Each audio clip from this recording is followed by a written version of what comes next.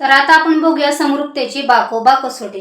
तर बघा, दोन त्रिकोणाच्या शिरोबिंदूंच्या एखाद्या एकाच एक संगतीनुसार त्यांच्या संगत बाजूंच्या दोन जोड्या प्रमाणात असतील। आता या ठिकाणी बघा, आपल्याला संगत बाजूंच्या दोन जोड्या प्रमाणात असतील। तर बघा, बाजू आहेत, बरोबर, बाजू आहेत असतील आणि त्या बाजूंनी समाविष्ट केलेले कोन एकरूप असतील तर ते दोन त्रिकोण हे समरूप असतात।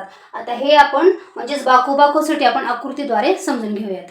आकृतीवरून आपण बघूया बाकोबा कसोटी म्हणजे काय। या ठिकाणी मी दोन त्रिकोण काढलेले आहेत, त्रिकोण एबीसी आणि त्रिकोण पीक्यूआर। तर या ठिकाणी बघा, एबी आपल्याला 2 दिसतोय, पीक्यू आहे 4, बीसी 3 आहे आणि क्यूआर किती आहे 6।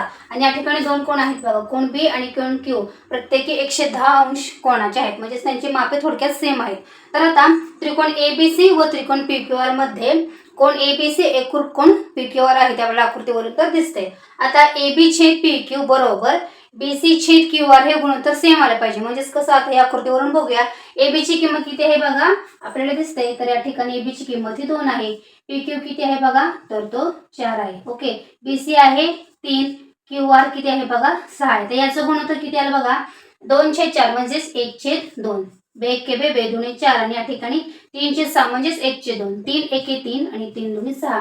म्हणजेच या दोन्हींचं गुणोत्तर कसं आलेलं आहे, तर सारखं आलेलं आहे। म्हणजेच उत्तर कसं त्यांचं सारखं आलेलं आहे, 1/2 आणि 1/2। याचाच अर्थ ही जर कंडिशन होत असेल आणि म्हणजे कोण आणि त्यांचे संगत बाजू आणि त्यांचा जो या ठिकाणी मधला कोण आहे, ओके, ही जर कंडिशन असेल आणि त्यांच्या दोन्ही बाजूंचे दोन्ही बाजू जर प्रमाणात असले, प्रमाणात म्हणजेच काय, तर दोन्ही बाजूंचं गुणोत्तर हे सारखंच यायला पाहिजे। आणि त्यांचे जे कोण आहेत, एक कोण, दोन कोण नाही, फक्त एक कोण जर एकरूप असेल तर आणि तरच या कसोटीला आपण म्हणजेच या ठिकाणी तर ते दोन कोण एक समरूप असतात आणि या कसोटीलाच आपण समरूपतेची बाकोबा कसोटी म्हणजेच बाजू कोण बाजू कसोटी असे म्हणतो। ओके, यालाच आपण बाकोबा कसोटी असं म्हणतो। आता शेवटची राहिली आहे कसोटी, ती म्हणजे बाबा कसोटी, ती सुद्धा आपण आता नेक्स्ट शॉर्ट मध्ये बघूयात।